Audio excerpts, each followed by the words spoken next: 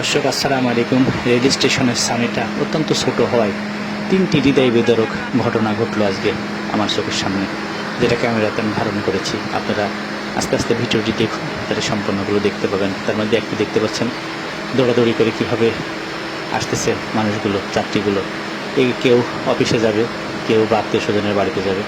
সকালবেলা ট্রেন থেকে নেমেছে, এটা সিলসিটি ট্রেন। দেখুন বৃষ্টিতে কীভাবে ভিজে যাচ্ছে, শেয়ার হয়ে যাচ্ছে। দৃশ্য প্রেক্ষাপট এক এটা। এরপরে একটি দৃশ্য আছে, একজন প্রতিবন্ধী এক পানি মহিলা কি কষ্ট করে না পারছে দৌড়াতে, অন্য মানুষের মতন সে দৌড়াতেও পারছে না। দেখেন আসতেছে কীভাবে এক পা দিয়ে কী কষ্ট করে আসতেছে। এই ছাউনিটা থাকলে কিন্তু এই কষ্টটা হয় না। এত বড় একটা রেল স্টেশন, এত দামি দামি ট্রেন এখানে থামে, অথচ দেখেন একটু ছোট্ট একটা ছাউনি এখানে আছে। এটা Ishwardi bypass, silk city, Padma, ধূমকেতু, দ্রুত জানাকোতা মতো অনেক বড় বড় ট্রেন এখানে থামে। আরেকটা দৃশ্য আমাদের সামনে ভেসে আসছে, দেখছেন একজন অন্ধ, তিনি বুঝতে পারতেছেন না তিনি কিভাবে দৌড়ায় যাবেন, তাই তিনি ট্রেন স্পর্শ করে তিনি রাস্তা খুঁজে চেষ্টা করছেন দ্রুত চলে আসার, কারণ তিনি ভিজে যাচ্ছেন। দেখতে পাচ্ছেন অন্ধ মানুষটি আসতেছে। বৃষ্টি যদিও একটু একটু স্লো হয়েছিল, কিন্তু তিনি ভিজে গেছেন। দেখতে পাচ্ছেন এই রেল স্টেশন, ঈশ্বরদী রেল স্টেশনের মানুষ প্রতি বছর বর্ষা আসলে 3 মাস 4 মাস এভাবে কষ্ট করে। এই রেল স্টেশনের সামনেটা দেখুন কতটুকু, একটা কোচও কেন ধরে না।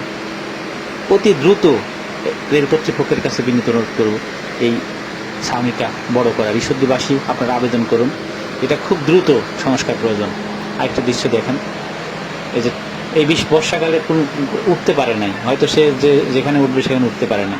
দেখুন এই যে মালামালগুলো ফেলে দিল। এই ট্রেনের অ্যাটেন্ডেন্ট মানবিক খাতিরে সে বলতে পারতো যে সামনের স্টেশনে গিয়ে তুমি অন্য জায়গায় যাও, কিন্তু সেটা না করে দেখুন লোকগুলোকে এই নামিয়ে দিল কীভাবে। এখন তারা নিরুপায়, ট্রেন আবার কখন একটা আসবে তখন যাবে। আসলে এগুলো মানবতার বিষয়। অন্যদের যাত্রীদের অসুবিধা না হলে কিছুদূর পর্যন্ত নিয়ে যাবে। তো জানি না, এটা হয়তো অবৈধ হতে পারে, আপনারাই মূল্যায়ন করবেন। এখন তারা দেখেন কি কষ্ট, এখন এই বৃষ্টির সময় কি করবে এইগুলো নিয়ে, যাতে চেয়েছিল যেতে পারলো না।